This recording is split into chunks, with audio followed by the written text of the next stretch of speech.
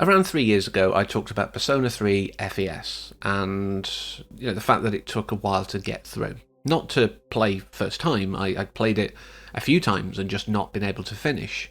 Because across the Persona games, you have social links to manage, which will help you in other areas. You've got social skills, which will also open up social links and give you other opportunities. And then you've got the dungeon crawling bits and the bosses every month or so. So you've got a lot of these systems that you've got to manage super effectively to get the most out of it. Plus you've then got little side quest kind of things like requests that you'll have to do sometimes by a certain time. So you've got to factor that into your time management. But then you've got certain story beats which mean you might have planned, oh, I'll do that in a couple of evenings' time, not knowing that that evening is going to be taken up by a story moment and that's your last day to do it. So from a I don't like to be frustrated by game mechanics point, it was hard for me to get through, but using guides, and I'm proud of that fact, it's helped me get through it because I'm here for the story more than anything else. But using guides to maximise my time so I don't have to play 5 different times to get the best ending, to do the best I can. And I know that's why they do it. They put all these things in so you'll play 50,000 times because, replayability, all that kind of thing. But I want to play once. My time is valuable to me. But that's it. So, I've enjoyed these games, but it does take a lot to get through sometimes. So, when we had the announcement of Persona 3 Reload, I was conflicted. Because, like I say, I enjoy the game, I enjoy the series. But I don't like the world we're in now. We have so many requels and legacy sequels that are decades after the last entry, as well as remakes. I totally applaud and approve of the idea of, new games, new ideas, new stories to tell. But it's, one, nostalgia, easy money. But if I'm being generous, there's also the element of technology moves forward. So things that you might have wanted to do 10 years ago, but it wasn't possible because the technology wasn't there to match it, you can now do. And I kind of, like I say, I agree with it on one hand, but I just don't think that it's the way that we should be doing things. Do a new idea along a similar vein, yeah, maybe that's the way. But either way, I knew I was probably going to play it at some point anyway, so I joined Xbox Game Pass, not for this, for another reason, and I saw that it was on there. And I'm like, well, I'm not directly giving money to Atlas and Sega, so I'll do it, I'll play it. Because obviously the other route would be illegal, and I'm not going to support or approve or promote that here. So I played through it, and then whilst I was playing through it, I learned about the whole thing about the answer not being part of it, and the fact that it's going to be DLC in September. Again, I'll either still have it or I'll reactivate my Game Pass so that I'm not buying it outright. I'm willing to do that because there's other things I'll get out of that money. But still, I played through it, and the changes, for the most part, I'm in agreement of. Again, not the answer being removed, that's just awful.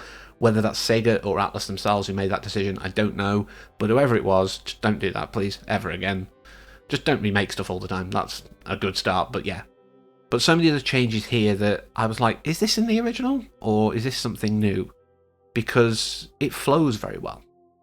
Like, the fact that you've got, like, these sort of, I kind of think of like paper cutout NPCs, they're not actually moving around too much, they're just there to fill up the space, but they weren't there much. And there are some that move around as well that weren't there. The halls were very barren in Persona 3, again, because of technical limitations. The freedom to move around a bit more, the freedom to move the camera quite a bit more, again, because the technical limitations don't, you can have a shot that works, but you don't have to move the camera because this bit back here wasn't made to save on memory. You've got all of these things that are improved now because the technology has moved forward. We have a mini-map even, we have guides, we have the network thing that's come over from previous games that now you can kind of go, I'm not sure what to do today. Oh, 50% of people have done this, so maybe that's a good idea. It helps to get through. A lot of the music's been tweaked, a lot of the voice actors have been changed, which I'm very fond of some of these voice actors from the original, and a lot of them do voice new characters. Like Yuri Lowenthal, I'd forgotten was, all the versions of the player character, if you will, that you could play originally. But now he's not in that role. We've got Alex Lee.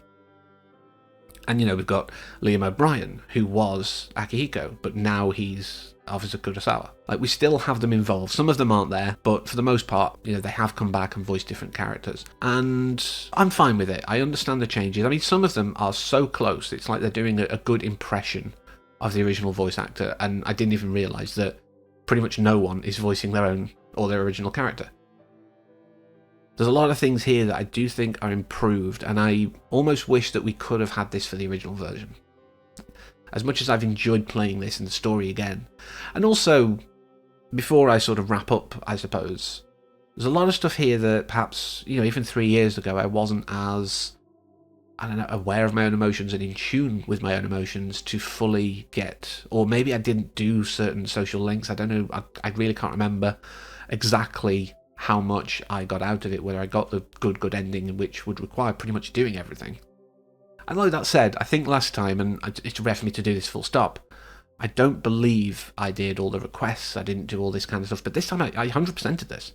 I've got all of the achievements. I'm actually going to put that on screen to prove it. The benefit again of doing it through the Xbox Ultimate Pass. I got all the achievements here because I wanted to do all the requests, I wanted to do the side stuff. I wanted to really fully engage with this. And I spent time going through, I think 70 odd hours, to get everything. And I watched the bad ending and then reloaded the save to get the good ending. I even wanted to do that. And like I said, I love this world. I love the way these games are played. But one of the things that I was going to say before I sidetracked myself, because I do that a lot, is the emotional connection felt stronger this time than, you know, even, like I say, even in FES when I finally got through it, let alone the first time I played it. Because particularly the son link, that story of that young man who just knows that his time is ending soon. He hasn't had even 20 years of life because of a condition. When you see his mum during like the epilogue bits before you get to the final credits, she says, you know, we knew he had a time limit and it's kind of amazing he got to as long as he did. But his story, like, starts out like, oh God, you know, you just stop being so down, but then you realise, no, what else? You know, like, he knows that no matter what he does, he's got a time limit. He's not going to last very long. And you being there towards the end of his life to give him some hope, give him something to think about, give him something to leave as a legacy, supporting his dream of getting something out there in the world to say that he was here. That really touched me. Maiko's story, the little girl who is your way into that character. Also, you know, this little girl whose parents are divorcing, it's trouble at home, it's very upsetting for her, and she wants to run away. And you're there just to give her that oasis, if you will, that little moment of calm and joy in her life. I think that's amazing. All of these things just resonated with me.